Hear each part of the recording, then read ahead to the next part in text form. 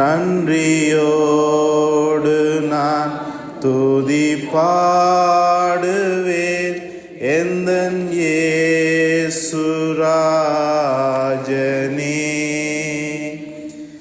எனக்காய் நீர் செய்திட்ட நன்மைக்காய் என்றும் நன்றி கூறுவேன் நான். இயேசுவே உம்மை ஆராதிக்கின்றோம். இயேசுவே உமக்கு நன்றி சொல்லுகின்றோம். இயேசுவே உம்மை போற்றுகின்றோம். நீரே எங்களுடைய தெய்வம், நீரே எங்களுடைய மருத்துவர், நீரே எங்களுடைய ஆண்டவர். இயேசுவே உம்மை ஆராதிக்கின்றோம். இயேசுவே உம்மை வணங்குகின்றோம். இயேசுவே உமக்கு நன்றி சொல்லுகிறோம். நன்றி இயேசுவே, நன்றி ஆண்டவரே, நன்றி தெய்வமே. ஆண்டவருடைய சமூகத்திலே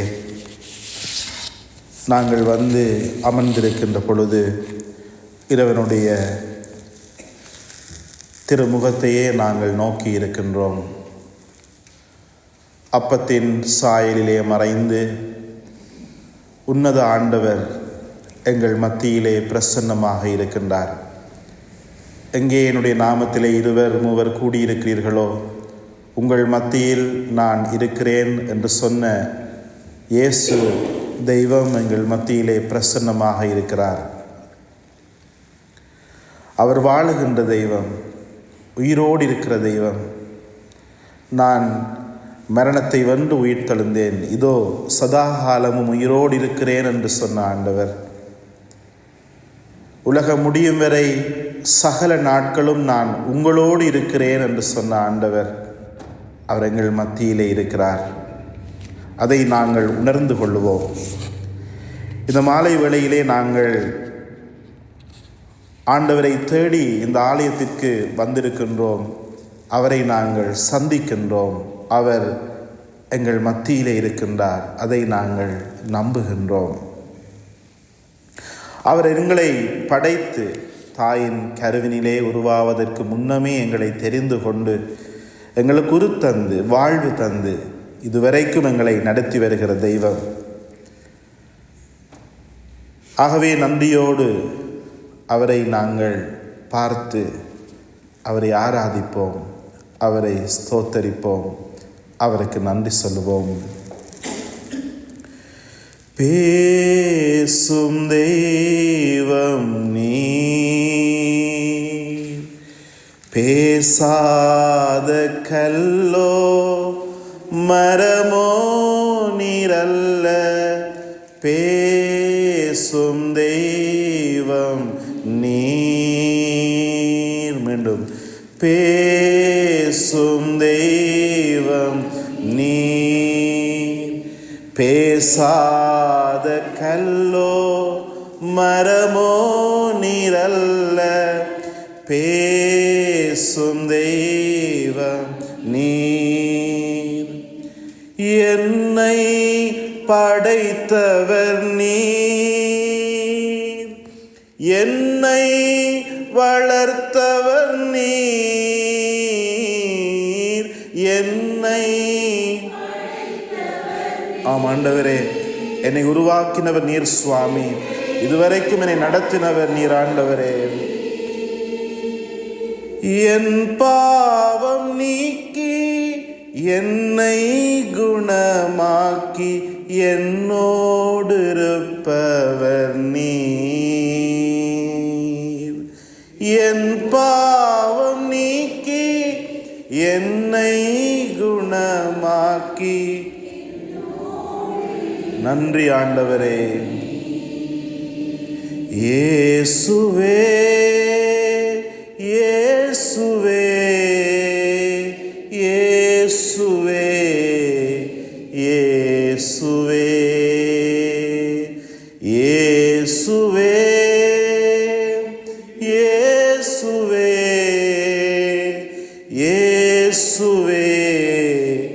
இயேசுவே பேசும் தெய்வம் நீர்.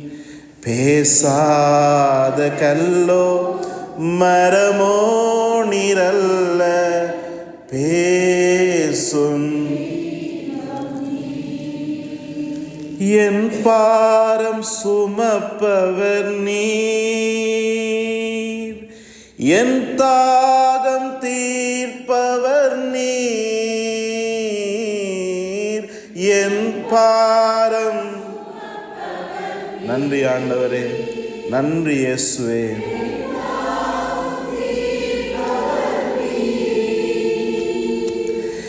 என்னை போஷித்து என்னை உடுத்தி என்னோடு இருப்பவர் நீர். என்னை போஷித்து என்னை உடுத்தி என்னோடு. இயேசுவே இயேசுவே இயேசுவே இயேசுவே இயேசுவே. நன்றியோடு பாடுங்கள், நன்றியோடு பேர் சொல்லி கூப்பிடுங்கள். அந்த உன்னதமான பேரோடு எங்கள் மத்தியிலே ஆண்டவர் இருக்கிறார். பேசும் தெய்வம், பேசாத கல்லோ மரமோ நீரல்ல,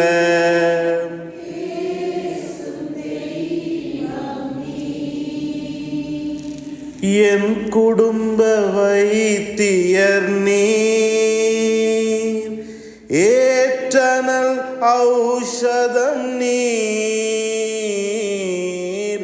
என் குடும்ப ஏற்றனல் மருந்தும் நீர்.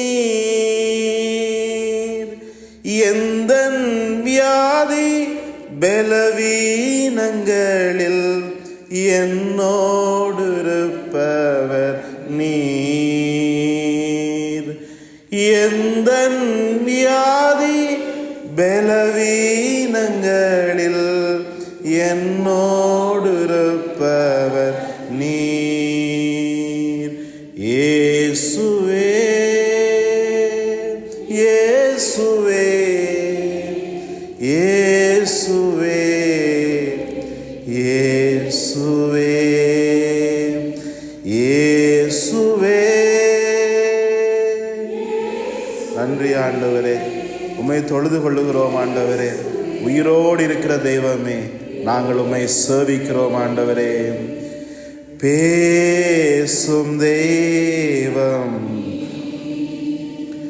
பேசாத கல்லோ மரமோ நீரல்ல, பேசும் தெய்வம் நீர். என்னை அழைத்தவர் நீர், என்றும் நடத்துவர் நீர். என்னை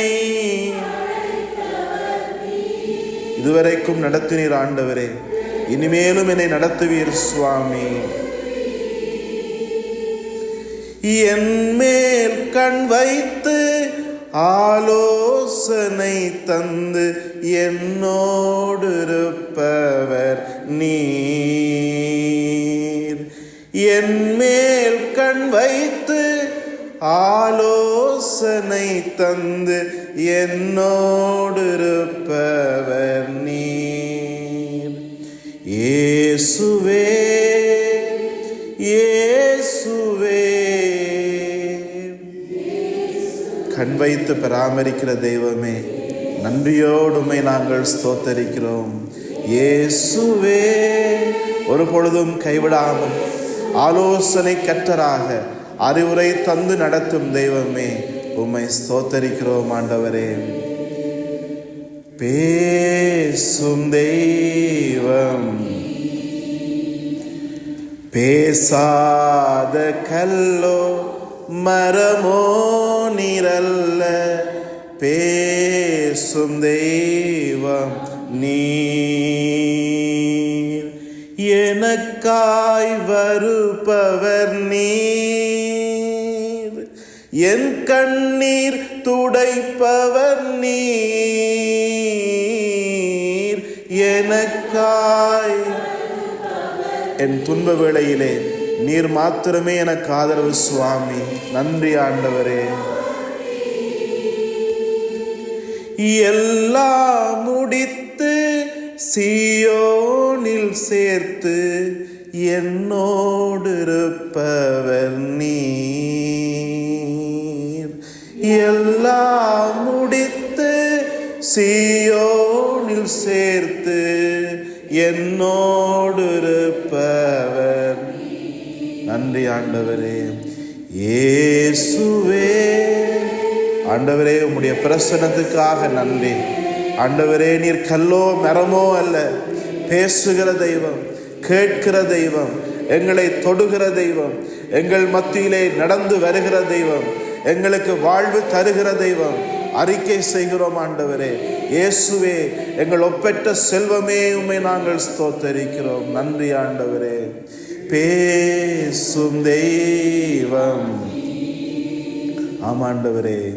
பேசாத கல்லோ மரமோ நீரல்ல, பேசும் தெய்வம் நீர். அப்படியே நாங்கள் ஆண்டவரை நன்றியோடு நாங்கள் ஆண்டவரை ஆராதிப்போம், ஆண்டவரை ஸ்தோத்தரிப்போம்.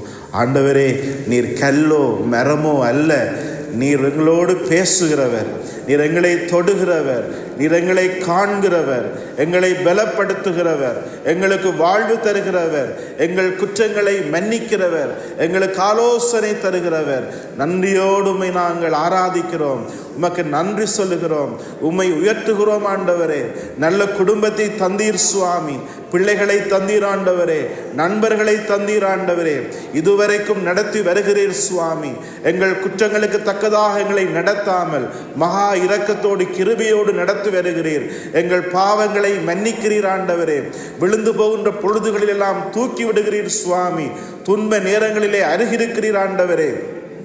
தகப்பனே, நாங்கள் தனிமையாக இருக்கிறோம் என்று எண்ணும் போதெல்லாம் ஆண்டவரே, உம்முடைய வல்லமையான அந்த சத்தத்தினாலே, மகனே மகளே, நான் உன்னோடு இருக்கிறேன் என்று சொல்லி எங்களுக்கு வாழ்வு தருகிறவராக இருக்கிறீர் ஆண்டவரே. எல்லா பக்கமும் பிரச்சனையாக இருந்தாலும் எங்களுக்கென்று சொல்லி ஒரு புதிய பாதையை திறந்து விடுகிறவராக இருக்கிறீர். நன்றியோடு உம்மை ஆராதிக்கிறோம், நாங்கள் உம்மை மகிமைப்படுத்துகிறோம். நீர் சர்வ வல்லவர், நீர் இரக்கம் உள்ளவர் ஆண்டவரே. யார் எங்களை புரிந்து கொள்ளாமல் போனாலும் எங்களை புரிந்து கொள்கிற தெய்வம் நீர் ஆண்டவரே.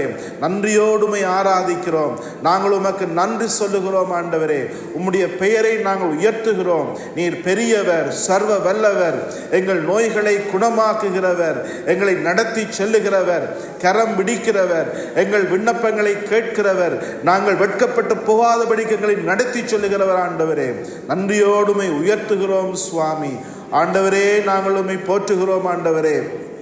நாங்கள் பலவீனர்கள் என்று தெரிந்தும் ஆண்டவரே, ஏகமாய் கெட்டுப்போனவர்கள் என்று தெரிந்தும் ஆண்டவரே, எளிதாக உடைந்து போகக்கூடியவர்கள் என்று தெரிந்தும் ஆண்டவரே, எங்கள் பலவீனங்கள் எல்லாவற்றையும் தெரிந்து கொண்டும் ஆண்டவரே, எங்களை உதறி தள்ளாமல் மார்போடு அணைத்து சுவாமி எங்களை மிருதுவாக நடத்துகிறவர் ஆண்டவரே. தகப்பனை போல எங்களை தோளிலே சுமக்கிறவர், தாய் போல எங்கள் மார்போடு அணைக்கிறவர்.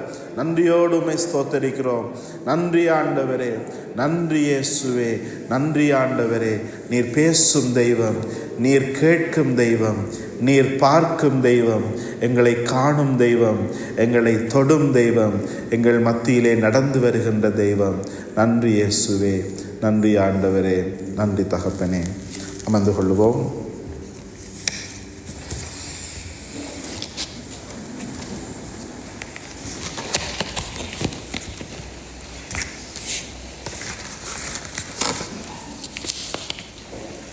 கிறிஸ்துவிலே அன்புக்குரிய சகோதரங்களே, இன்றைய நாள் வார்த்தைகளை திருப்பலியிலே நீங்கள் கேட்டிருக்கின்றீர்கள். இந்த நாள் திருப்பாடல் இவ்விதமாக கூறுகின்றது: ஆண்டவரே என் ஒளி, அவரே என் மீட்பாக இருக்கின்றார். இன்றைய முதல் வாசகம் எபிரேயருக்கு எழுதப்பட்ட திருமுகத்திலே இருந்து 13ஆம் அதிகாரத்திலிருந்து நாங்கள் வாசிக்க கேட்டோம். அந்த வாசகத்தின் தொடக்கத்திலேயே மிக தெளிவான அறிவுரைகளை ஆண்டவர் எங்களுக்கு தந்திருந்தார். சகோதர சகோதரிகளே, நீங்கள் அன்பில் நிலைத்திருங்கள், அந்நியரை வரவேற்று விருந்தோம்ப மறவாதீர்கள். இவ்வாறு விருந்தோம்பினால் சிலர் தாங்கள் அறியாமலே வானதூதர்களை மகிழ்ச்சிப்படுத்தியதுண்டு. சிறைப்பட்டவர்களோடு நீங்களும் சிறைப்பட்டிருப்பதாக எண்ணி அவர்களை நினைத்து கொள்ளுங்கள். துன்புறக்கூடிய உடல் உங்களுக்கு உள்ளதால் துன்பப்படுகிறவர்களை மறவாதீர்கள். திருமணத்தை அனைவரும் உயர்வாக மதியுங்கள். மணவரை படுக்கை மாசுறாமல் இருக்கட்டும். காமுகரும் விபச்சாரத்தில் ஈடுபடுவோரும் கடவுளின் தீர்ப்புக்கு ஆளாவர். இவ்விதமாக பலவற்றை நாங்கள் வாசிக்க கேட்டோம். இந்த வார்த்தைகளை நாங்கள் வாசிக்கின்ற பொழுது கிறிஸ்தவ வாழ்வின் அடிநாதமாக அடிப்படையாக இருப்பது நாங்கள் ஒருவர் மற்றவருக்கு காட்டுகின்ற அன்பாக இருக்கின்றது. இந்த அன்பில் இருந்துதான் எங்களுடைய வாழ்வு ஆரம்பிக்கின்றது, அந்த வாழ்வு வாழப்படுகின்றது. இந்த அன்பு எங்களுக்கு இல்லை என்று சொன்னால் எங்களுடைய வாழ்வின் அந்த கிறிஸ்தவ அடையாளம் எங்களை விட்டு விலகிச் செல்லுகின்றது. இன்றைய நற்செய்தியிலே நாங்கள் வாசிக்க கேட்டோம். எங்கள் எல்லோருக்கும் தெரிந்த ஒரு கதை. எவ்விதமாக ஏரோதியாள் தன்னுடைய காழ்ப்புணர்வின் காரணமாக அந்த இருதய கடினத்தோடு ஒரு பெரிய இறைவாக்கினரை கொலை செய்வதற்கு முதலாக அவள் துணிந்தாள் என்பதை நாங்கள் பார்க்கின்றோம். எப்பொழுது இந்த கிறிஸ்தவ பண்புகள் எங்களை விட்டு விலகி போகின்றதோ அந்த வேளையிலே எங்களுடைய இருதயம் கடினப்பட்டு போகின்றது. ஆண்டவருடைய சத்தத்தை நாங்கள் கேட்க முடியாதவாறு பல நேரங்களிலே கடினப்பட்டு போன ஒரு இருதயத்தோடு நாங்கள் வாழுகின்றோம். இன்றைய நாளில் அதைத்தான் நாங்கள் சிந்திக்க இருக்கின்றோம். இந்த ஏரோதியாளுடைய கடினப்பட்டு போன இருதயம், கடவுளுடைய வார்த்தைக்கு செவி கொடுக்காமல் தன்னுடைய வாழ்விலே இருந்த தவற்றை திருத்திக் கொள்ளாமல் ஆண்டவருடைய வார்த்தையை சரியானவற்றை சொன்ன அந்த குற்றமற்ற மனிதனை கொல்ல வேண்டும் என்கிற அந்த காழ்ப்புணர்வு, அதை நிறைவேற்றுவதற்கு அவள் கொண்டிருந்த அந்த ஆழமான திட்டமும் அவளுடைய இருதயம் எவ்வளவு கடினப்பட்டு போனது என்பதை நாங்கள் பார்க்கிறோம். இந்த எபிரேயருக்கு எழுதப்பட்ட திருமுகத்திலே 3ஆம் அதிகாரம் 8ஆம் வசனத்திலே நாங்கள் வாசிக்கின்றோம்: உங்களுடைய இருதயம் கடினப்பட்டு போகாதபடி நீங்கள் பார்த்து கொள்ளுங்கள். இன்றைய வாசகத்திலே, முதல் வாசகத்திலே நாங்கள் கேட்ட அந்த வார்த்தைகள் எல்லாம் யாராலே செய்ய முடியும்? விருந்தோம்புகின்ற பழக்கம். ஒரு துன்பப்படுகின்ற சகோதரர்களோடு எங்களையும் நாங்கள் சேர்த்து அவர்களுடைய துன்பத்தை நாங்கள் நினைத்து அவர்களுக்காக நாங்கள் என்ன செய்ய முடியுமோ அதை நாங்கள் செய்து அவர்களுக்காக நாங்கள் ஜெபிப்பது, இதெல்லாம் ஆண்டவருக்கு உகந்த ஒரு கனிந்த உள்ளத்தினால் மாத்திரமே செய்து கொள்ள முடியும். வருகின்ற மாதத்திலே நாங்கள் தவக்காலத்துக்குள்ளே நாங்கள் நுழைய இருக்கின்றோம். ஆகவே அதற்கு முன்னதாக எங்களுடைய இருதயத்தை ஒரு முறை நாங்கள் அலசி ஆராய்ந்து என்னுடைய இருதயம் என்ன நிலையிலே இருக்கின்றது என்பதை நாங்கள் சிந்தித்து பார்க்க வேண்டும். இன்றைக்கு பல வேளைகளிலே சொல்வார்கள், 40 வயது வந்துவிட்டது என்று சொன்னால் உங்களுடைய இருதயத்தை ஒரு முறை நீங்கள் சோதித்து பார்க்க வேண்டும். ஒரு முறை ஒரு ஃபுல் பிளட் டெஸ்ட் ஒன்று செய்து, ஒரு ஃபுல் செக்கப் ஒன்று செய்து நீங்கள் பார்க்க வேண்டும். ஏனென்று சொன்னால் அப்பொழுதுதான் உங்களுடைய இருதயம் என்ன நிலையில் இருக்கிறது என்று தெரியும். அதற்கு கொழுப்பு படிந்திருக்கின்றதா, அல்லது அது ஒழுங்காக சீராக இயங்குகின்றதா, அல்லது ஏதாவது ஒரு பெரிய நோய்கள் ஆரம்பித்து கொண்டிருக்கின்றதா, அல்லது அரவாசிக்கு கிட்ட வந்து விட்டதா, இவற்றை நீங்கள் அறிந்து கொள்ள வேண்டும் என்று சொல்லுவார்கள். அதைவிட மேலான ஒன்று, இறைவன் எங்களுக்கு விரும்புகின்ற அந்த இருதயம், இறைவன் எங்களுக்கு தந்த அந்த புதிய இருதயம் எங்களுக்கு இருக்கின்றதா, அல்லது அந்த இருதயம் கடினப்பட்டு போன இருதயமாக இன்றைய நற்செய்தியிலே நாங்கள் கேட்ட ஏரோதியாளுடைய இருதயமாக அல்லது அவளுடைய கணவனுடைய இருதயமாக அது மாறி இருக்கின்றதா என்பதை குறித்து சிந்திக்கும்படியாக ஆண்டவர் எங்களுக்கு அழைக்கின்றார். இந்த கடின இருதயத்தை குறித்து நாங்கள் சிந்திக்கின்ற பொழுது, ஏன் இந்த கடின இருதயத்தை நாங்கள் பெற்றுக்கொள்ளுகிறோம் என்று சொன்னால், பொதுவாக எங்களுடைய வாழ்க்கையிலே நடக்கின்ற பல அனுபவங்கள், ட்ரோமா எக்ஸ்பீரியன்ஸ் என்று சொல்லுவார்கள், இந்த அனுபவங்கள் எங்களுடைய இருதயத்தை ஒரு கடின இருதயமாக மாற்றுகின்றது. ஒரு திடீர் இழப்பு, நாங்கள் எதிர்பாராத ஒரு நோய், இவ்விதமாக எங்களுடைய வாழ்க்கையிலே வரக்கூடிய பல அசாதாரண சந்தர்ப்பங்கள் அல்லது விபத்துகள், இவைகள் எங்களுடைய இருதயத்தை கடின இருதயமாக மாற்றி போடுகின்றது.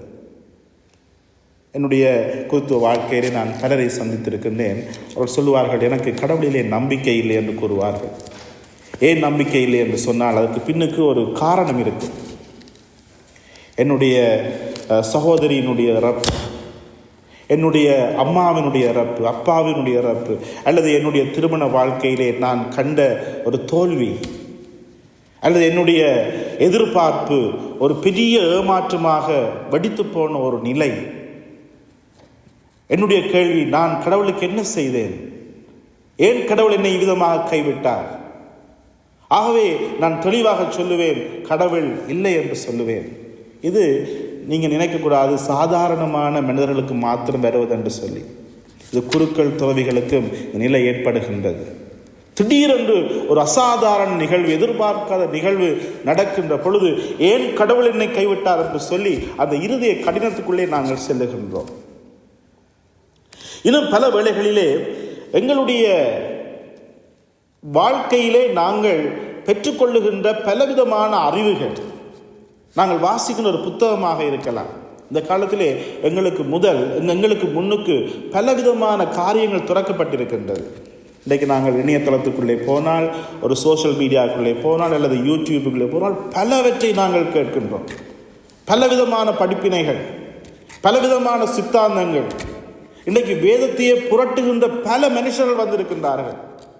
அவர்கள் இந்த எவ்வளவோ மிக இலகுவாக கடவுளுடைய வார்த்தையை விதமாக புரட்டி போடுகிறார்கள். ஆனால் அதற்கு கீழே பார்த்தீர்கள் என்று சொன்னால், இதை பார்த்தார்கள் எத்தனை பேர் என்று பார்த்தால் 50,000 பேர், 60,000 பேர்.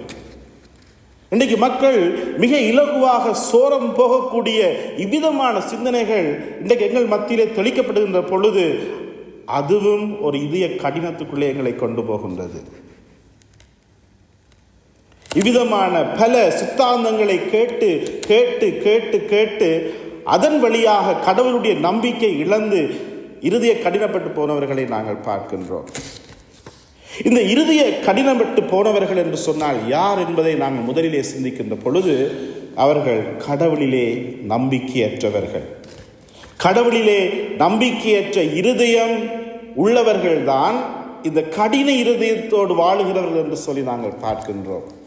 ஏரோதியாளுடைய வாழ்க்கையை பார்க்கின்ற பொழுது, அவள் ஆண்டவரை தொழுகிறவளாக, ஆண்டவரிலே அச்சம் கொள்ளுகிறவளாக அல்லது ஆண்டவரிலே நம்பிக்கை உடையவளாக இருந்திருப்பாள் என்று சொன்னால் அவளுடைய வாழ்க்கை மாறி இருக்கிறது. அவள் கடவுளை நம்பவில்லை. எனவேதான் துணிகரமான பாவத்தை அவள் துணிந்து செய்வதற்கு அவள் ஏவப்படுகின்றாள். மிக காழ்ப்புணர்வு கொண்டு அதிலே அவள் கவனமாக இருக்கின்றாள். என்னை எதிர்த்தவரை, என்னை பார்த்து கேள்வி கேட்டவரை, எனக்கு சவால் விட்டவரை நான் முடித்து காட்டுகின்றேன். தன்னுடைய பிள்ளையை கூட பாவிக்கின்ற அளவிற்கு அவளுடைய காழ்ப்புணர்வு. ஆகவே கடினப்பட்டு போன இருதயம் என்று சொல்லுகின்ற பொழுது, இறைவனுக்கு அஞ்சாத இருதயம், கடவுளிலே நம்பிக்கையற்ற இருதயம். ஆகவே இந்த இருதயம் பல வேளைகளிலே எங்களுக்கு தெரியாமலே எங்களுக்குள்ளே அது ஏற்படுகின்றது. என்று சிலருக்கு திடீரென்று சொல்லி ஒரு வருத்தம் வரும். திடீரென்று ஹார்ட் அட்டாக், 42 வயசு 45 வயசு திடீரென ஹார்ட் அட்டாக். கொண்டு போய் பார்த்தா தான் தெரியும் அவருக்கு சரியான கொலஸ்ட்ரால். அவர் கவனிக்கவே இல்லை, தன்னை கவனிக்கவே இல்லை. இன்றைக்கு பல வேளைகளிலே எங்களுக்குள்ளே வளர்கின்ற பலவிதமான பிரச்சனைகளை நாங்கள் அறியாமல் இருக்கின்றோம். காய்ச்சல் என்று போகின்றோம், சொல்லுகிறார்கள் கேன்சர் 4வது ஸ்டேஜுக்கு வந்துவிட்டது என்று சொல்லுகிறார்கள். அதை போலதான் எங்களுடைய ஆன்மீக வாழ்க்கையிலும் எங்களை அறியாமலே இந்த இருதயம் கடினப்பட்டு கொண்டு போகின்றது. இன்னும் இருதயம் கடினப்பட்டு போவதற்கான முக்கியமான காரணம் என்னவென்று சொன்னால், உலகத்தினுடைய வழிமுறைகளை நாங்கள் பின்பற்ற தொடங்குகின்றோம். உலகத்தினுடைய பலவிதமான உலகம் காட்டுகின்ற பல இச்சைகளுக்கு நாங்கள் செவிமடுத்து அதை போல இந்த உலகத்தின் ஓட்டத்திற்கு ஏற்ப நாங்கள் ஓட வேண்டும் என்று சொல்லி கடவுளுடைய வார்த்தைகளை மறந்து உலகத்துக்கு பின்னாலே நாங்கள் திரிகின்ற பொழுது எது இன்று மாடர்னாக இருக்கின்றது, எது இன்று நவீனமாக இருக்கின்றது, எதை எல்லோரும் பின்பற்றுகின்றார்கள் என்று கருதி அதற்கு பின்னாலே போகின்ற பொழுதும் எங்களுடைய இருதயம் கடினப்பட்டு போகின்றது. இவ்விதமாக கடினப்பட்டு போகின்ற இருதயத்தில் என்ன நடக்கிறது என்று சொன்னால், அது கடவுளுடைய வார்த்தைகளுக்கு செவி மடுப்பதில்லை. உங்களுக்கு ஞாபகம் இருக்கும், ஒரு முறை இயேசு சீடர்களோடு அவர் கப்பலிலே போய் கொண்டிருக்கின்றார். காற்று பலமாக வீசுகின்றது. அப்பொழுது ஆண்டவர் சீடர்களை பார்த்து சொல்லுகின்றார், ஏரோதியர்களுடைய புளிப்பு மாவை குறித்து நீங்கள் எச்சரிக்கையாக இருங்கள். இதனுடைய அர்த்தம் என்னவென்று சொன்னால், அவர்கள் ஒரு சின்ன விடயத்தை மிக இலகுவாக புகுத்தி விடுவார்கள். அது அந்த சமூகத்தையே பாதிக்கும். இதைத்தான் ஆண்டவர் குறிப்பிட்டார். ஏரோதியருடைய புளிப்பு மாவை குறித்து கவனமாக இருங்கள். ஆனால் இந்த கப்பலில் இருந்தார்களுக்கு என்ன பிரச்சனை என்று சொன்னால், அவர்கள் பிரயாணத்துக்கு புறப்படுகின்ற பொழுது அப்பத்தை விட்டுட்டு போயிட்டு இருந்தாங்க. அப்பத்தை எடுத்துக்கொண்டு போய் இவைக்கு பிரச்சனை. இப்போ அப்பத்துக்கு என்ன செய்கிறது? அப்போ இவர் புளிப்பு மாவுன்னு சொன்ன உடனே இவங்க நினைச்சாங்க அப்பம் ஏதோ கிடக்குது என்று சொல்லி.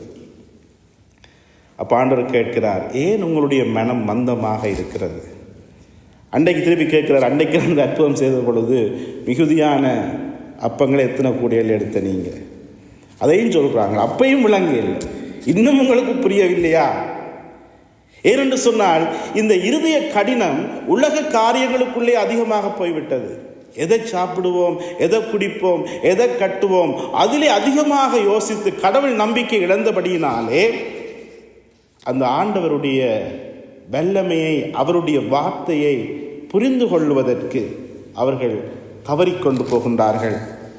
இன்னும் எங்களுடைய இருதயம் கடினப்பட்டு போகின்ற பொழுது என்ன நடக்கிறது என்று சொன்னால், நாங்கள் நம்பிக்கையோடு, இறை நம்பிக்கையோடு வாழ்க்கையை எதிர்கொள்ள நாங்கள் தவறுகின்றோம். இன்றைக்கு எல்லோருடைய வாழ்க்கையிலும் பிரச்சனைகள் இருக்கின்றது, எல்லோருடைய குடும்பத்திலும் சிக்கல்கள் இருக்கின்றது. இன்றைக்கி குடும்பத்திலே ஒரு பிரச்சனை வந்த உடனே நாங்கள் நினைக்கிறது, என்னுடைய குடும்பத்தில் தான் இந்த பிரச்சனை. உடனே நாங்கள் எங்கேயோலாம் போயிடுவோம். என்னத்துக்கு நான் இவனை கட்டினேன், என்னத்துக்கு நான் இவளை கட்டினேன், நான் படித்ததுக்கு அங்கே போயிருக்கலாம், நான் சின்ன வயசில் இவளை கட்டியிருக்கலாம் என்று சொல்லி எல்லாவற்றையும் யோசிப்போம். ஆனால் குடும்பத்திலே, எல்லா குடும்பத்திலும் பிரச்சனைகள் இருக்கின்றது, சிக்கல்கள் இருக்கின்றது. நான் அடிக்கடி சொல்லுவேன், உலகத்திலே இந்த இயற்கை அனர்த்தங்கள் நிகழுகின்ற பொழுது யாருமே எதிர்பார்த்திருப்பதில்லை. அவ்வளவுதான் நவீன உலகமாக என்று உலகம் இருந்தாலும் நவீன நாடுகளிலே கூட எதிர்பாராமல் இந்த இயற்கை அழிவுகள் ஏற்படுகின்றது. அண்மையில் அமெரிக்காவில் ஏற்பட்ட தீ விபத்தாக இருக்கலாம், அல்லது புயலாக இருக்கலாம். இன்று திடீரென்று யாருமே நினையாமல் இந்த ஒரு ஸ்ட்ரோம், ஒரு புயல், ஒரு இயற்கை அனர்த்தம் வீசுகின்ற பொழுது அது 5 நாள் அல்லது ஒரு குறிப்பிட்ட நாட்களுக்கு அந்த நாட்டை துவசம் செய்கிறது. எதிர்பாராத இழப்புகள், மரணங்கள், அழிவுகள். ஆனால் ஒரு நாள் அது நிற்கின்றது, ஒரு நாள் அமைதி திரும்புகிறது, ஒரு நாள் அந்த இழந்து போன எல்லாவற்றையும் கட்டுகிறது. இலங்கையிலே உங்களுக்கு தெரியும், சுனாமி அடித்தது. இந்த சுனாமி பேரலையின் தாக்கத்திலே அந்த நாடு சின்னாபின்னமாக போனது, கரையோர கிராமங்கள் அழிக்கப்பட்டன. ஆனால் அதற்கு பிறகு இந்த சுனாமியின் பேராலே பல ஆசீர்வாதங்கள் அந்த நாட்டுக்கு வந்தது, அது எல்லாருக்கும் வந்தது. இப்பயும் சிலர் சொல்லுவார்கள், இன்னொருக்கா சுனாமி அடித்தா நல்லம் என்று சொல்லி. ஆகவே எல்லோருடைய வாழ்க்கையிலும் எதிர்பாராத நேரத்திலே ஒரு புயல் அடிக்கும். அது நிச்சயமாக அடிக்கும். எல்லா குடும்பங்களிலேயும் அந்த புயல் வீசும், அழிவு வரும். ஆனால் அதற்கு ஒரு காலம் மாத்திரம் இருக்கின்றது. அது நீங்கி போய்விடும். வாழ்க்கை அலசி பாருங்கள். கஷ்டப்பட்டவர்கள் தொடர்ந்தும் கஷ்டப்படுவதில்லை. நல்ல பணக்காரர்களாக இருக்கிறவர்கள் கஷ்டத்துக்குள்ளே வருகின்றார்கள். பரம்பரையிலே பெரித படித்தவர்கள் இல்லை, ஆனால் இன்று பிறக்கின்ற பிள்ளைகளிலே மிகுந்த கட்டிக்காரர்கள் பிறக்கின்றார்கள். கடவுள் எல்லாவற்றையும் கொடுப்பார். துன்பங்கள் மிக விரைவாக மாறி போகும். ஆகவே கிறிஸ்தவர்களாகிய நாங்கள் நம்பிக்கையோடு வாழ்க்கையை எதிர்கொள்ளுகின்றோம். இன்றைக்கு பிள்ளைகளுக்குள்ளே பிரச்சனை இருக்கின்றது. இளம் பிள்ளைகளை வளர்க்கின்ற பொழுது சிக்கல்களை எதிர்கொள்ளுகின்றோம். பதற்றமடைய வேண்டிய அவசியமே இல்லை. ஆண்டவரிலே நம்பிக்கை வைத்திருக்கிறோம். ஆண்டவர் மாற்றுவார். கொஞ்ச காலம் கஷ்டமாக இருக்கும், கொஞ்ச காலம் வேதனைகளை அனுபவிக்க வேண்டி இருக்கும், கொஞ்ச காலம் நாங்கள் கண்ணீரோடு நடக்க வேண்டி இருக்கும். ஆனால் நான் நம்புகிறேன், ஆண்டவர் மாற்றுவார். ஆண்டவர் மாற்றுவார். அவர் பேசுகின்ற தெய்வம். அவர் கல்லோ மரமோ இல்லை. அவர் என்னை காண்கின்ற தெய்வம். எவ்விதமாக ஆபிரகாம் தன்னுடைய மகனுக்கு சொன்னாரோ, ஆண்டவர் தருவார், ஆண்டவர் பார்த்து கொள்ளுவார், ஆண்டவர் மாற்றுவார். கடினப்பட்டு போன இருதயத்திலே என்ன நடக்கிறது என்று சொன்னால், வாழ்க்கையை குறித்த ஒரு எதிர்பார்ப்பு இல்லை. எல்லாவற்றையும் ஒரு பிரச்சனை என்று சொன்னால் அதை தீர்க்க வேண்டும் என்று சொல்லி இன்னும் பல பிரச்சனைகளை நாங்கள் கொண்டு வருகின்றோம். காரணம், கடவுளை நம்பாமல் எங்களுடைய இருதயங்கள் கடினப்பட்டு போகின்றது. கடினப்பட்டு போன இருதயங்களுக்குள்ளே இருக்கக்கூடிய ஒரு முக்கியமான விடயம், ஞானமற்றவர்களாக நடந்து கொள்ளுகின்றோம். எதை நாங்கள் செய்கின்றோம் என்பதை குறித்தும், அதனாலே வரக்கூடிய விளைவுகளை குறித்தும், எங்களுடைய பொறுப்புகளை குறித்தும் நாங்கள் உணர்ச்சியற்றவர்களாக, உணர்வு அற்றவர்களாக, ஞானமற்றவர்களாக நாங்கள் செயற்படுகின்றோம். இன்றைக்கு பல வேளைகளிலே எங்களுடைய இருதயம் கடினப்பட்டு போவதற்கான காரணம் என்னவென்று சொன்னால், நாங்கள் கொள்ளுகின்றதான மேட்டிமை என்கின்ற உணர்வாக இருக்கின்றது. எங்களுக்குள் இருக்கின்ற பெருமை. இன்றைக்கு ஆண்டவர் எங்களுக்கு எத்தனையோ திறமைகளை தந்திருக்கின்றார், எத்தனையோ தாளந்துகளை தந்திருக்கின்றார். இந்த தாளந்துகளோடு நாங்கள் வாழுகின்ற பொழுது, திறமைகளோடு வாழுகின்ற பொழுது இறைவன் நல்ல சந்தர்ப்பங்களை எங்களுக்கு தருகின்றார். பிரியமானவர்களே, இது எல்லாமே சேர்ந்து வர வேண்டும். எங்களுடைய திறமைகள், எங்களுடைய தாளந்துகள், எங்களுடைய முயற்சி, நல்ல சந்தர்ப்பம், இவைகள் எல்லாவற்றையும் ஆண்டவர் ஒன்றாக சேர்க்கின்ற பொழுது வாழ்க்கையிலே நல்ல விதமான ஆசீர்வாதங்களை, வசதிகளை நாங்கள் பெற்றுக்கொள்ளுகின்றோம். இவ்விதமாக ஆண்டவர் எங்களை ஆசீர்வதிக்கின்ற பொழுது நாங்கள் ஆண்டவரிலே சாய்ந்து அவருக்கு நாங்கள் நன்றி சொல்லி அவரிலே நாங்கள் மகிழ்ச்சி அடைகின்றோம். அவருக்கே நாங்கள் மாட்சியும் புகழ்ச்சியையும் நாங்கள் கொடுக்கின்றோம். ஒவ்வொரு திருப்பலியிலும் குருவானவர் ஜெபங்களிலே சொல்வார், ஆண்டவரே, மாட்சியும் மகிமையும் அது உமக்கே உரியது சுவாமி. நீரே பரிசுத்தர், நீரே தூயவர், நீரே மாட்சிமைக்குரியவர் என்று சொல்லுகிறோம். எங்களுடைய வாழ்க்கையிலும் எப்பொழுது எல்லா மகிமையையும் நாங்கள் ஆண்டவருக்கு கொடுத்து எங்களை தாழ்த்தி கொள்ளுகிறோமோ அப்பொழுது எங்களுடைய இருதயம் கனிவுள்ள இருதயமாக இருக்கிறது. ஆனால் அது எல்லாவற்றையும் நாங்கள் சுமக்கின்ற பொழுது, என்னாலே தான் இது உருவானது, நான் தான் இதை கட்டினேன், நான் தான் இதை உருவாக்கினேன், என்னுடைய கைகளை இவற்றை கொண்டு வந்தன என்று சொல்லி எல்லாவற்றையும் நாங்கள் எங்களுக்கென்று சொல்லி அதை எடுத்து நாங்கள் பெருமைப்பட்டுக் கொள்ளுகின்ற பொழுது எங்களுடைய இருதயம் கடினப்பட்டு போகின்றது. ஆகவே கிறிஸ்துவிலே பிரியமான சகோதரங்களே, இந்த கடினப்பட்டு போன இருதயத்தினாலே எங்களுடைய ஆத்துமாவின் அழிவை நோக்கி நாங்கள் நடந்து போய் கொண்டிருக்கின்றோம். எப்பொழுது எங்களுடைய இருதயம் கடினப்பட்டு கொண்டு போகின்றதோ அப்பொழுது கடவுளை விட்டு நாங்கள் தூரவே விலகி போகின்றோம். ஆண்டவருடைய உதவியை பெற முடியாதவர்களாக நாங்கள் எங்களை மாற்றிக்கொள்ளுகின்றோம். சில வேளைகளிலே வைத்தியசாலைக்கு நாங்கள் போகின்ற பொழுது வைத்தியர்கள் சொல்லுவார்கள், ஒன்றுமே செய்ய முடியாது, எல்லாம் கடைசி கட்டத்துக்கு வந்துவிட்டது. இன்றும் நாங்கள் எங்களுடைய இருதயத்தினுடைய கடினத்தன்மையை குறித்து கருத்தற்றவர்களாக நாங்கள் இருப்போம் என்று சொன்னால், அதை நாங்கள் சீர்தூக்கி பார்க்கவில்லை என்று சொன்னால், அல்லது அந்த இருதயத்தினுடைய கடினத்தன்மை அகற்ற நாங்கள் முயற்சி எடுக்கவில்லை என்று சொன்னால், எங்களுடைய ஆத்மாவை நாங்கள் இழந்து ஒரு நாள் பிசாசுக்கும் அதனுடைய பரிவாரங்களுக்கும் இறைவன் செய்திருக்கின்ற அந்த நித்திய நெருப்புக்குள்ளே நாங்கள் செல்ல வேண்டி வரும்.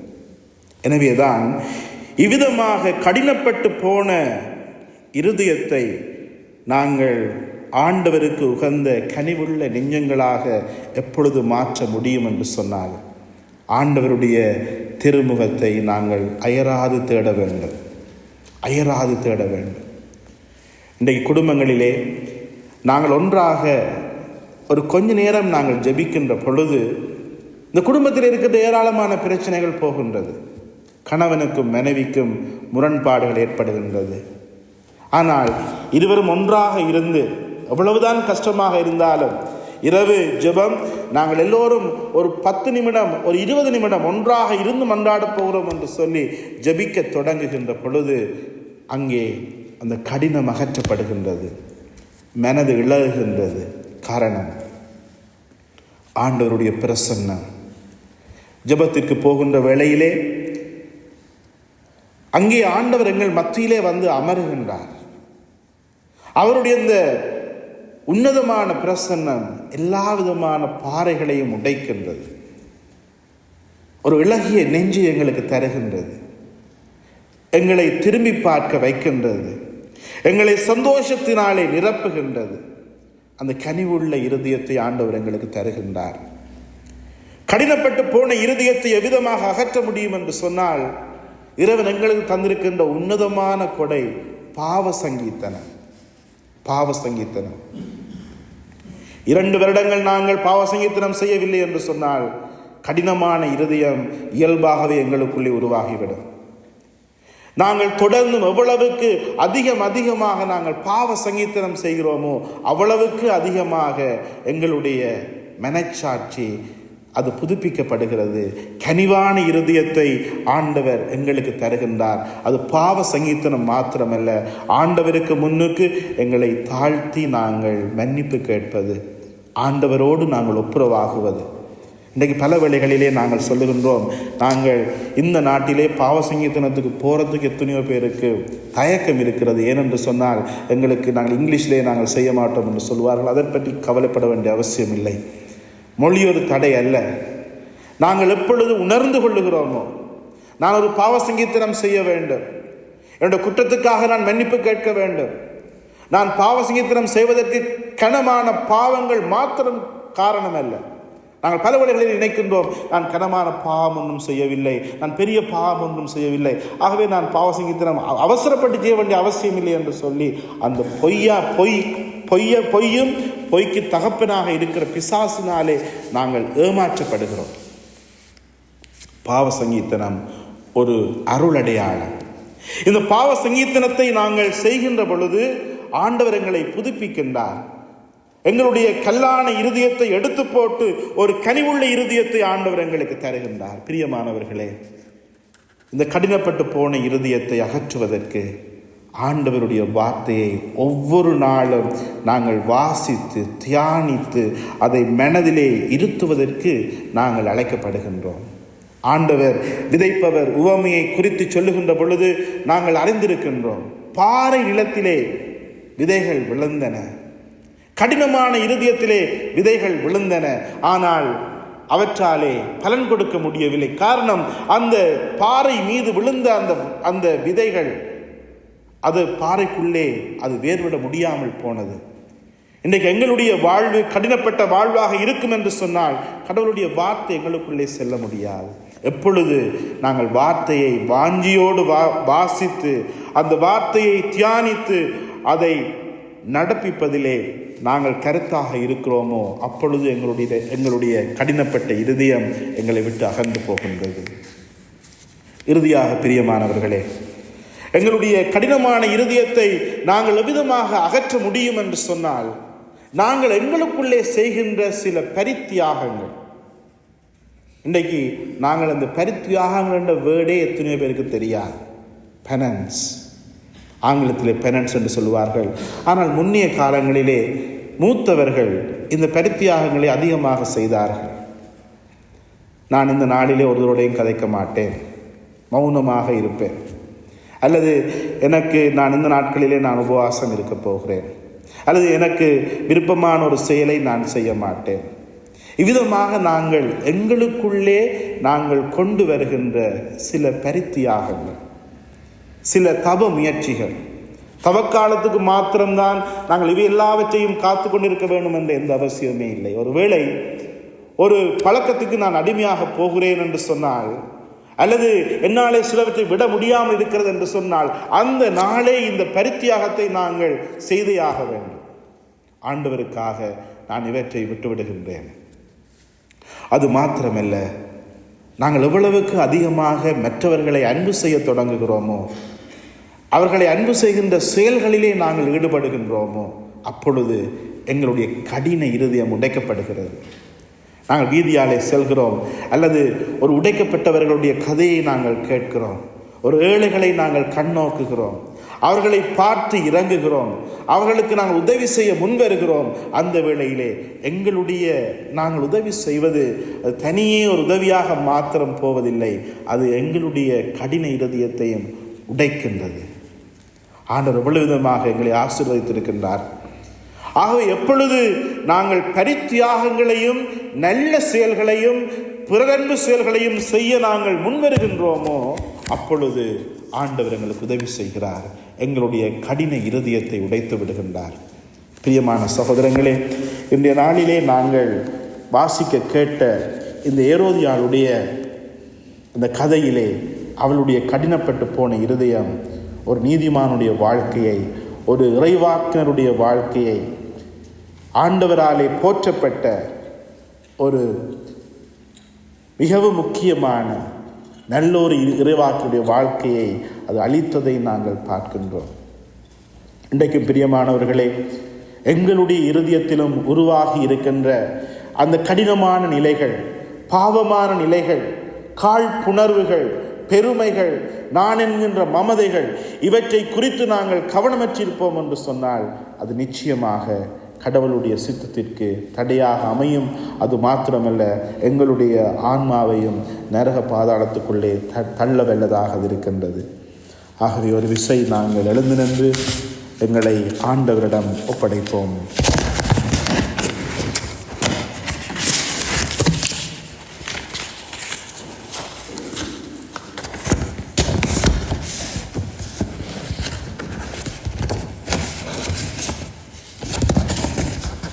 ஆண்டவரை பார்த்து நாங்கள் கேட்போம். ஆண்டவரே, என் இருதயத்தை தொடும். ஆண்டவரே, கடினப்பட்ட இருதயத்தை எடுத்து போட்டு கனிவுள்ள இருதயத்தை எனக்கு தாரும். சில வேளைகளிலே எனக்கு தெரியாமலே என்னுடைய இருதயம் கடினப்பட்டு போன இருதயமாக இருக்கலாம். என்னுடைய குடும்ப வாழ்க்கையில் கூட என் மனைவியோடு கணவனோடு என்னாலே முன்னே அன்போடு நான் பழக முடிவதில்லை. காரணம், என்னுடைய இருதயம் கடினப்பட்டு போய்விட்டது. நான் உம்முடைய பிள்ளையாக வாழ்ந்த அந்த காலத்திலே என்னை மாற்றிய பல சம்பவங்கள் என்று என்னை மாற்றுவதில்லை. உம்முடைய வார்த்தை என்னை தொடுவதில்லை. உம்மை தேட வாஞ்சி அற்றவளாக நான் மாறிக்கொண்டிருக்கிறேன். காரணம், தகப்பனே சுவாமி, நான் உணர்கிறேன் என்னுடைய இருதயம் கடினப்பட்டு போனது. உம்முடைய வார்த்தைகளுக்கு கீழ்ப்படிவதற்கு அற்றவளாக இருக்கிறேன். ஒரு விசை இறங்கும் ஆண்டவரே. நீர் வந்தால் சூழ்நிலைகள் மாறும். நீர் வந்தால் என்னுடைய இருதயம் அது கனிந்த இருதயமாக மாறும். உம்முடைய மாட்சியின் பிரசன்னம், எல்லா தடைகளையும் உடைக்கின்ற பிரசன்னம் நீரன் உள்ளத்துக்குள்ளே வருகின்ற பொழுது, தகப்பனே, ஒரு புதிய இருதயத்தை நான் பெற்றுக்கொள்ளுவேன். நம்பிக்கையோடு ஆண்டவரை பார்த்து மன்றாடுவோம். எந்த உள்ளம் தங்கும் இயேசுவே, நாயகா உந்தன் வீடாய்க் கொள்ளும் இயேசு நாயகா. எல்லோருமாக வாஞ்சியோடு பாடுவோம். என்னுடைய உள்ளம் தங்கும் இயேசு நாயகா, உம்முடைய வீடாக என்னை கொள்ளும் ஆண்டவரே, என்னுடைய இருதய கடினத்தை அகற்றும் சுவாமி என்று விசுவசித்து வேண்டுதலாக இந்த பாடலை நாங்கள் பாடுவோம். எந்த உள்ளம் தங்கும் இயேசு நாய். ஆமென்.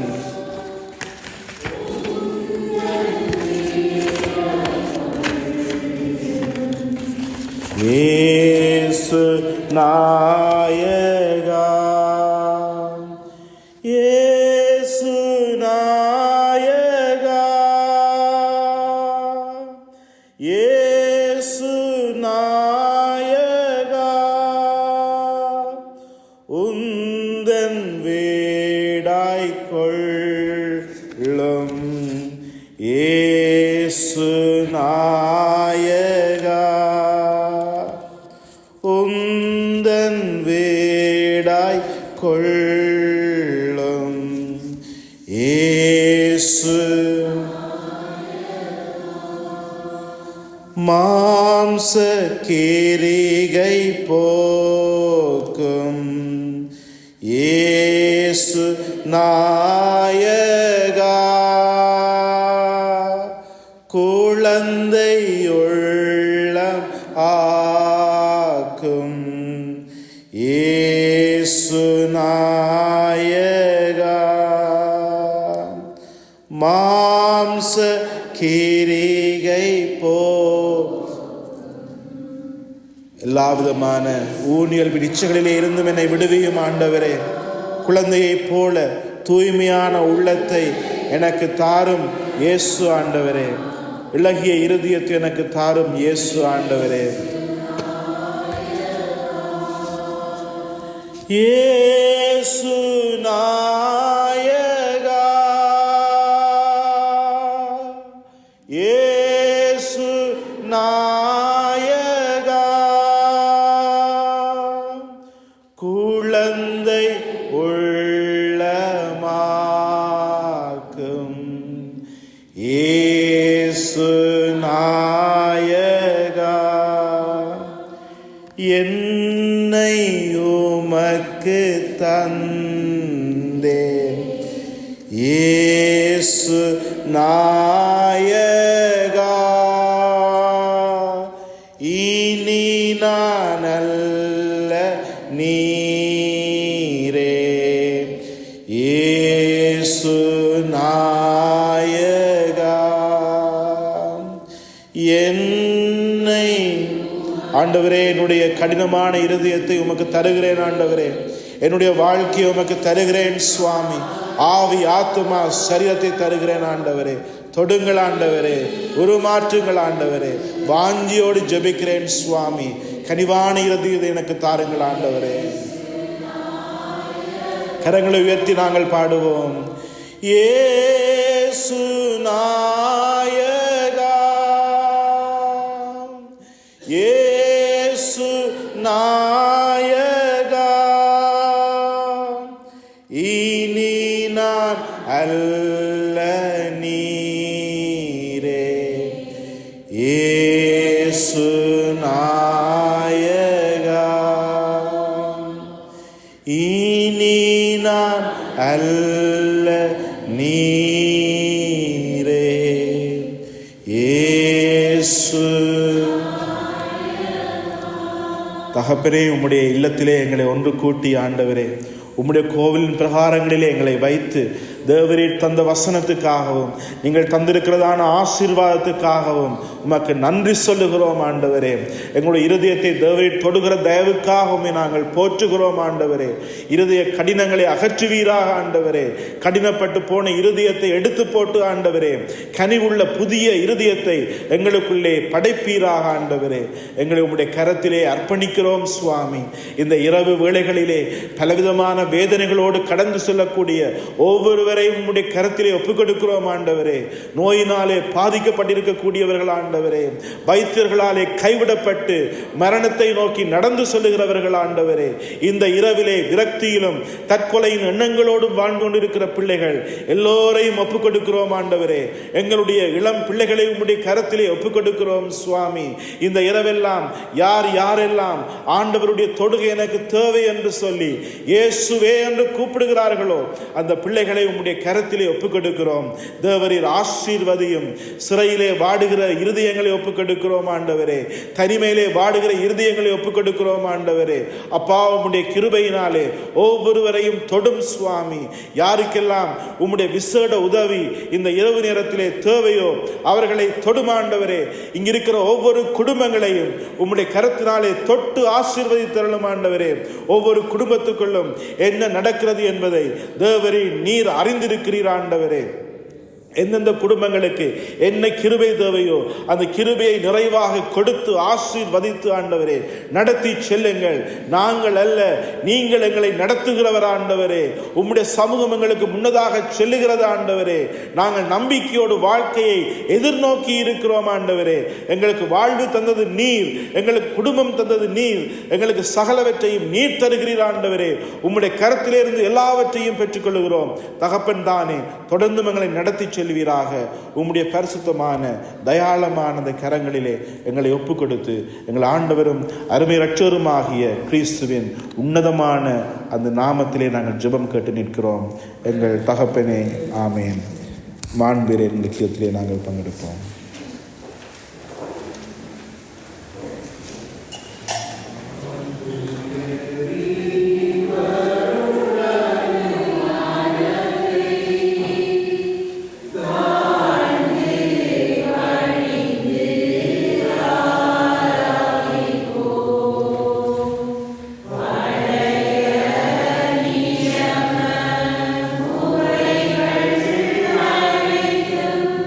நீ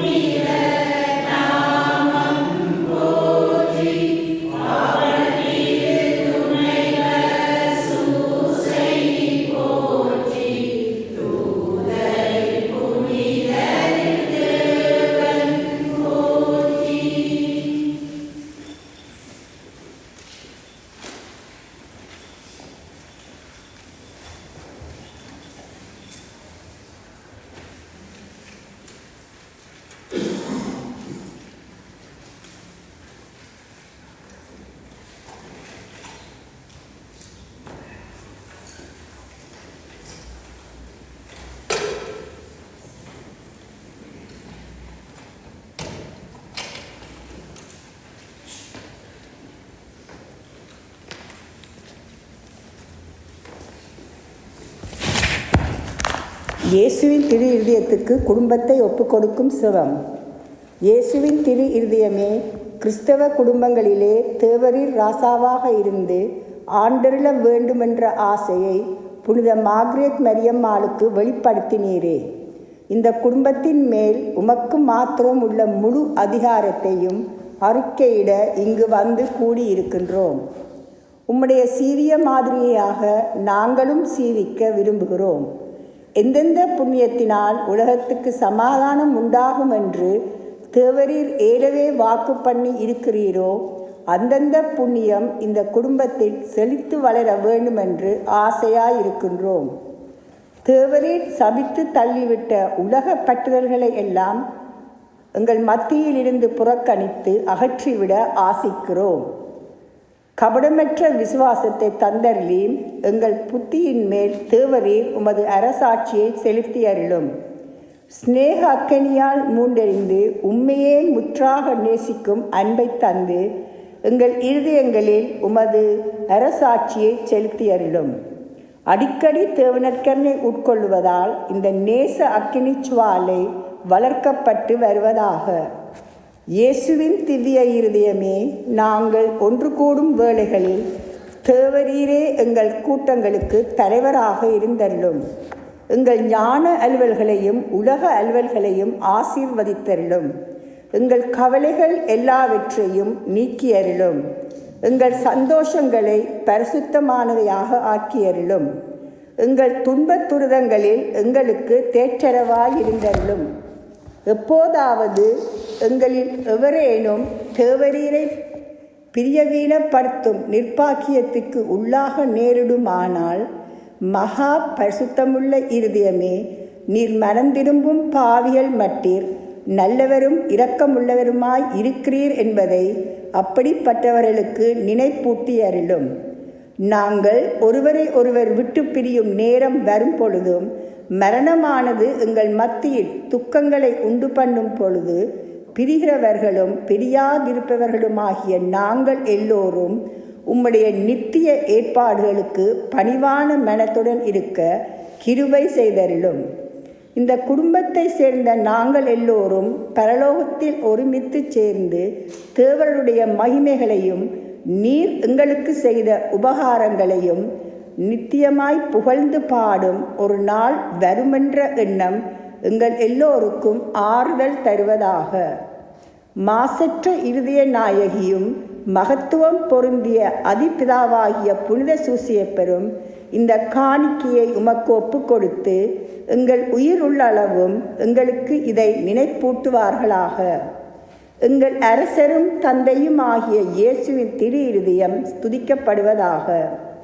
இறந்து போன உறவினருக்காக வேண்டிக் கொள்வோமாக. இறைவா, இறந்து போன உறவினருக்காக நாங்கள் ஒப்புக்கொடுக்கும் செபம் உமது அடியார் அனைவருடைய ஆன்மாக்களுக்கும் பயன்படுவதாக. பாவம் அனைத்திலும் இருந்து அவர்களை விடுவித்து அவர்கள் உமது மீட்பில் பங்கு பெற அருள்வீராக. என்றென்றும் வாழ்ந்து ஆட்சி செய்கின்ற கிறிஸ்து வழியாக உம்மை மன்றாடுகின்றோம். பரலோகத்தில் இருக்கிற எங்கள் பிதாவே, உம்முடைய நாமம் அர்ச்சிக்கப்படுவதாக. உம்முடைய ராஜ்யம் வருக. உம்முடைய சித்தம் பரலோகத்தில் செய்யப்படுவது போல பூலோகத்திலும் செய்யப்படுவதாக.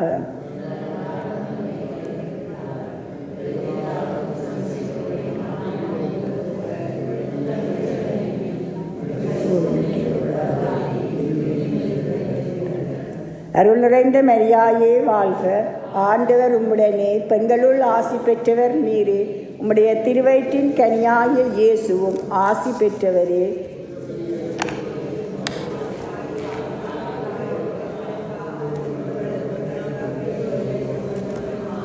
இயேசு கிறிஸ்து நாதருடைய திருவாக்கு தத்தங்களுக்கு நாங்கள் பாத்திரவான்களாய் இருக்கத்தக்கதாக மகா பரிசுத்த இயேசுவின் திவ்ய இருதயமே, எங்கள் பேர் இரக்கமாயிடும். இயேசு கிறிஸ்து நாதருடைய திருவாக்கு தத்தங்களுக்கு நாங்கள் பாத்திரவான்களாய் இருக்கத்தக்கதாக எங்கள் பேரில் இரக்கமா. இயேசு கிறிஸ்து நாதருடைய திருவாக்கு தத்தங்களுக்கு நாங்கள் பாத்திரவான்களாய் இருக்கத்தக்கதாக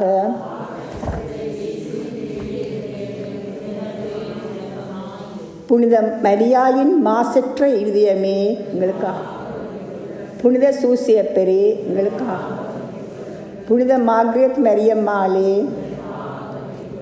தந்தை மகன் தூயாவின் பேராக.